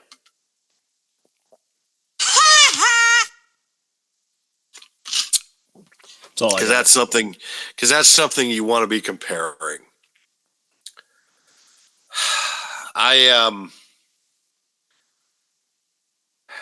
To close out my thoughts on this, it's like I was happy to be with friends. I was happy to get some good deals on action figures. I was happy to get my Scott Steiner figures, even though that was a fiasco and a half. I know he couldn't let it go. He could not let it go. Could not let it just go. And it's just like, I have a witness. My witness heard me and knew what I was looking for. Shut your fucking mouth. You were like chanting it on the way over there. Yes, I was. Scott Steiner, Scott Steiner, Scott Steiner. It was Scott on Steiner. my mind. It was like, this is what. Okay, we're in a fucking Walmart. You know what's funny is I saw it and I'm about to take it off the rack and hand it to you, and he just goes yoink and like just more or less grabs it from me, and I'm like, really? And it's just like, dude, like, what the fuck? And then it's just like, oh, well, I paid, X amount over because I'm going to get it off eBay, but I still got it anyway, so whatever. But, I was going to let you have it the whole time. No, you weren't. No, sir. Sir, no, you were not. It's because you got called out in the fact of that I had dibs. Like, that's the fact. Listen, just for those that, don't know, I personally don't really collect. So, for me, I was just like, okay, I saw it. Dan walked right by it. He missed it. I'm going to grab it right off the rack and hand it to him because, again, as we're walking over there, I hear Dan go, Scott Steiner, Scott Steiner, Scott Steiner, Scott Steiner, Scott Steiner, like hoping that it's there. And it was. And it was the only one there. And there's a dude just yoink. Like, really? Mac was being my seeing eye lemur. So. No, I just happened to literally, I just happened to see it right there. So I was like, all right, I'm just going to grab it. I'm just going to hand it to him because he wants it. I know he wants it. And it's like, yoink. I'm like, yo, really? Really right now? It was nice. And he's going to listen to this and he's going to call us both out for it too, so. Well, no, it was still nice to, I needed that day. Fuck. I needed to be able to also spend very little money on toys, and because it is the holidays after all, but also too, it's just like I am trying to cut back on that spending because it's just getting to the point of I'm running out of real estate. Well, it's Christmas season. You got to buy presents for other people. It's end of the year crunch for a lot of people because of that. Economy's not doing great. Let's be real. I mean, and it's just like too, but also too, it's like a lot of the new stuff that's coming out, and I've talked about it here, where it's like I'm finding it hard to invest in newer talent because it's just, why? Because you invest in newer talent, and then all of a sudden, 6 months later, or they get in trouble for something. It's just like, see, earlier, I don't want to invest in Braun Breaker. It's like sometimes you have a hunch. Well, you know what, people, speaking of figures and stuff, we don't actually talk about this, but speaking of figures and stuff that people will probably want to buy, will probably be the CM Punk figure from Survivor Series this night because of the Halloween theme trucks they had on. Oh God, yeah. Me and Boo were talking about that heavily. Well, too, I think that needs to get released with a figure of Larry. I feel like, I wonder if maybe he passed before the show and they just didn't release the info, because he did have Larry's dad on his jacket. Even though he has always had that, going back to when he returned with AEW, his first night back, he had Larry over his heart, and that one too. So I think that has been just a continuing trend. Still, though, it's just timing not being what it is, I guess. You definitely could tell, though, that like if you go back and watch it now during that entrance, because he looked at it very like he kind of knew that either he had passed, or he had passed at that point, or he was not close, or he was in his final hours, right? Just because he looked at that, he looked what was on there, and he looked like he was about to bust up. And even the end, like, yeah, he took the finish, but I mean, even when he kind of was like Zebros to Roman Reigns, kind of had that look to him, like, yeah, not great, you know. No, and that's he was there to do a job, and that's the way I got to look at it, because it's like that. And he's always been one of my favorite talents, regardless. But also too, it's like I look at that dog, and if you're a dog lover and you love CM Punk too, it's like you automatically connected with the dog, because the dog was just absolutely adorable. And it's hard to go through that experience. And I've been through it. I've lost a dog. I've lost a cat. I've lost multiple dogs. One of them was unexpected. One of them was, a mercy killing, so to speak, with having somebody come to the house, and the euthanasia process, which is still hard, but at the same time, at least they're not in pain anymore. And then I had to put Dojo down about 5 years ago, because he ended up getting advanced kidney failure. And that just came out of nowhere. And I got Daria, my oldest, who's 15. So there's that clock that's always in the back of my mind. He had a great 10 years, so to speak, with that 10 years plus with that dog, and gave that dog a unreal life. When that dog, so to speak, for some normal person, or there's really no definition of normal anymore, but for some people, they would look at that dog and they just wouldn't give it the time of day, where somebody like me, when I first saw Beetlejuice's picture with the crinkled, like, cauliflower ear, I immediately gravitated to him. I don't mind if you have a defect, or an imperfection, so to speak, because there are other qualities to that animal that make it perfect for that person.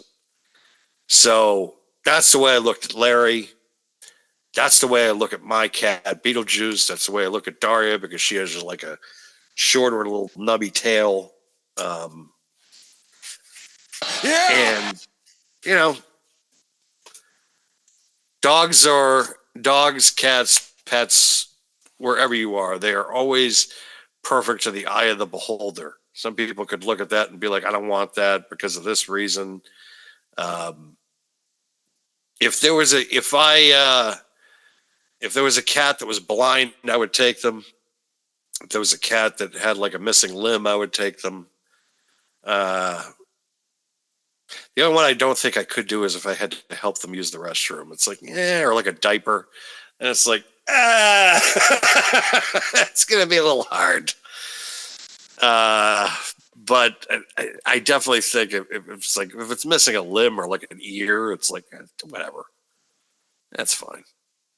But I've always been, and that's the way I look at CM Punk. It's just like, he might be prickly with other people, but the way he treated that dog and the way that he treats, and because I've seen him with kids, and he's always been respectful, like especially to the group when he came to the radio station. The program director's kid was there, and he with his friends, and he was like nothing but gracious and respectful.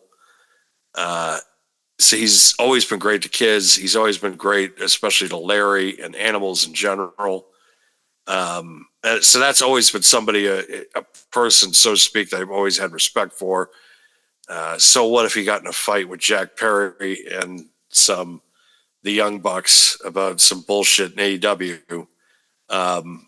He treated that dog with absolute love and affection. So did AJ. I feel horrible for both of them. Long live Larry. Rest in power, King. That's right. Hopefully you get unlimited chew toys up there, buddy. Heck yeah. Do we have anything else that we want to discuss this fine evening? No, I think we've bashed this show enough. I really do. I think we've bashed it enough. It's so bad. It's so bad. You said it was the worst. I said it was the top 3 worst of the year. I mean, it's just for Survivor Series and War Games matches in general, I wanted more, and I was definitely disappointed. The women's match was okay, don't get me wrong, but even that, I kind of wanted a little bit more out of it. Great intro to Lash Legend, at least, and the Raid team won for that match. Same with Dominic, same with Stephanie Vicaire. The last match, it's just I don't like the direction they're going. We touched enough on Raw. I feel like I'm glad that they put CM Punk. I'm glad they put LA Knight over in terms of going over on Jey Uso in the tournament. I'm glad they put Gunther over, but the Gunther match against Solo was a really great match. And if anybody missed Raw, I would definitely recommend watching that match. It was great. And then the other storylines they're kind of doing right now, it's a weird direction. It's kind of what I was saying earlier about the whole situation with, Cena's booking did kind of play a role into some of the issues this year, but even the stuff that he's not involved in, you kind of have to wonder what they're doing. It's hard. It's so hard, I think, with the weekly TV. It is. Yeah. But still, the weekly TV should build to your PLEs, and sometimes that is the case, and other times, like the women that I just mentioned at the end of Raw, that's not the case.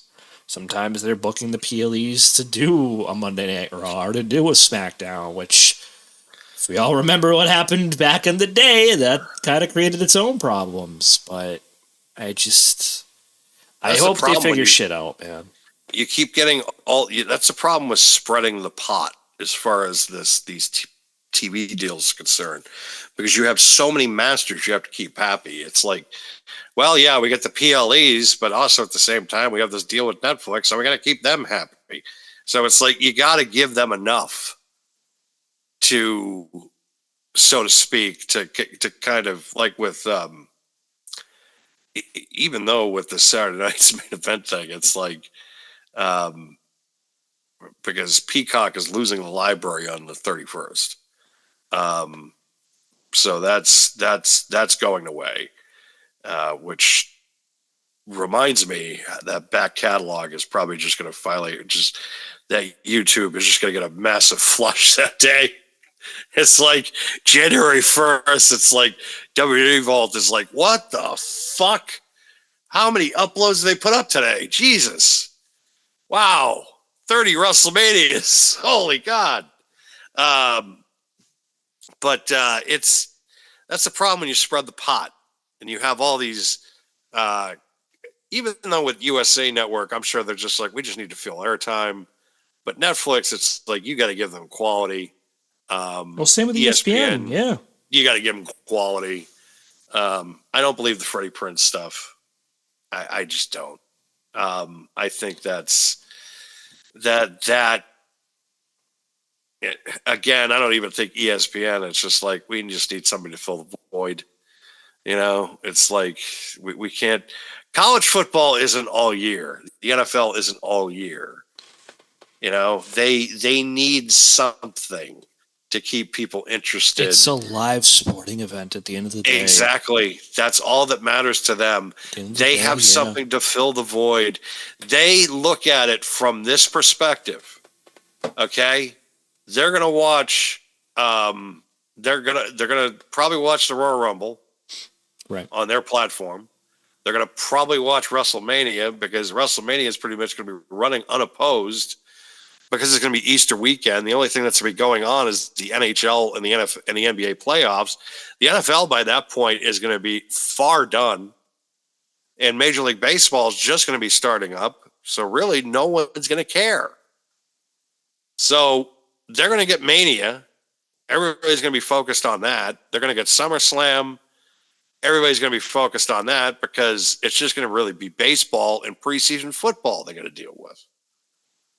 So think about it this way too, right? So let's say the Rumble is during the playoffs of the NFL, which I believe it is. It usually is the week, or it usually, I think, is the weekend of the conference championship game. Right, but here's the comment though, Dan, right? So typically speaking, if it's the last couple of weeks, or if it starts, those Saturday games are typically a little bit later. This year, Royal Rumble is an afternoon show because it's in Saudi Arabia. Yes. Or, I'm sorry, next year, early 2026. It's at 1 p.m. Eastern because of the fact that it's going to be in Saudi Arabia. So, yeah, just kind of throwing that out there that they're probably going to run unopposed on that too. It's a little crazy. Yeah, I gotta try to figure this out. I actually do know, because I saw you checking it too. Yeah, I just was like, so it will be on. Do we know the dates? January 10th is when the playoffs have the wild card.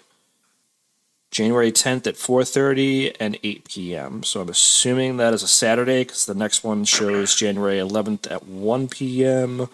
Royal Rumble 2016 is 2026. It will be on January 31st.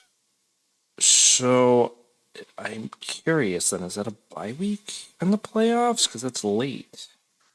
Oh, that's a Saturday. So they're not even running up against the conference champion. And that would be okay, yeah. Wait, so I think that they'd be so it's January 31st. It's a Saturday. So it's the bye week, I think. Yep. So they don't even They're unopposed. Yep. So they're unopposed because there's no. Actually, I don't think. Hold on, because there might be something depending. Let me just check really quickly, because I don't want to jinx it.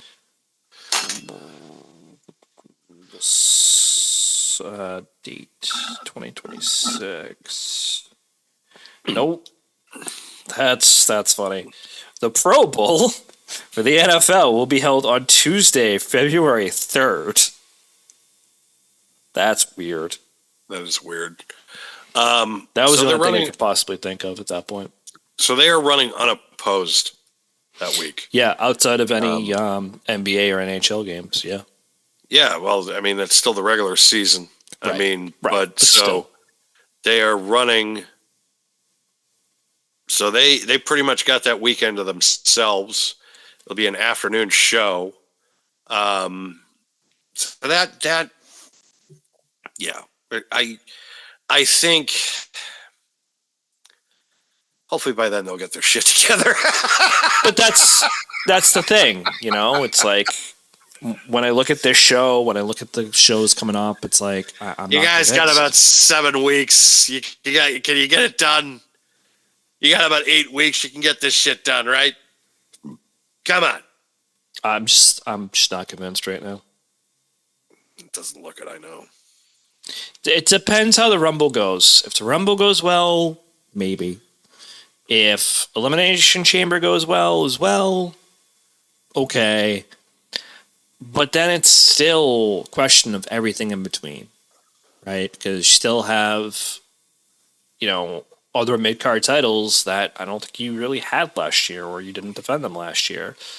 You now have other storylines that could be impactful, but like if your top two matches are Cody Rhodes and Roman Reigns and CM Punk against Braun Breaker, I'm just not convinced. I'm sorry, I'm just not. And that's not a knock on any four talent, but it's like I've already seen Cody and Roman twice, if not a few times at this point, considering all the other matches they've been involved in together, whether it be as opponents or as tag team teammates or War Games teammates. I don't really want it again right now. I think Roman and Punk would actually be a better route to take, personally, if I'm being honest. Zebros. Zebros. And like I guess we've bashed Braun Breaker enough, but it's like I don't think he's ready. No.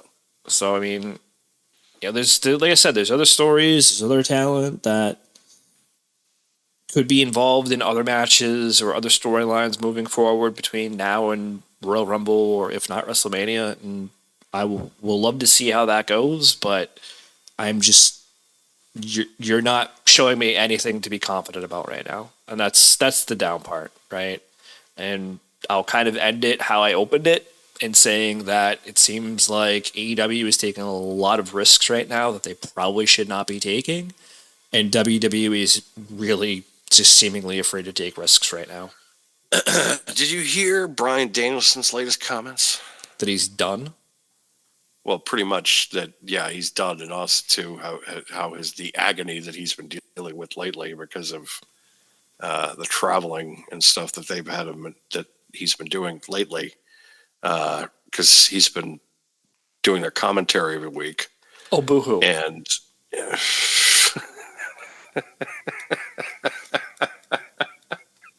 like so you have to travel to your TV for a little bit? Boo-hoo. where? Yeah. Listen, I'm not going to take anything away from what that guy has been able to do in the ring and as well as outside of the ring, because I still don't understand how he got his wife. But having said that, boo-hoo. Where? Oh no, I have to travel to television every week. Where?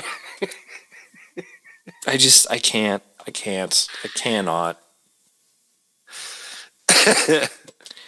Alexa Bliss, and my machine just goes off again, is a mom and is home like one day a week. I know. And she gets crapped on for her appearance, and she still shows up to entertain fans regardless. But we're going to complain about doing commentary.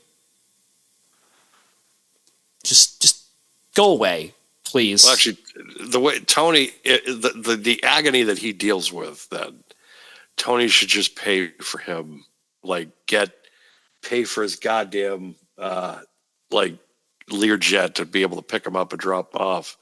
Because yeah, if you're dealing with the neck pain that you say that you are, by the way, the same neck pain that WWE tried to hide you from and shield you from when they said, why don't you take a step back a little bit, and then you were just like, I'm going to go to AEW and prove that I'm still one of the best wrestlers in the world.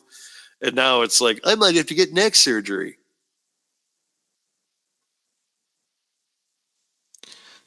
Who ran?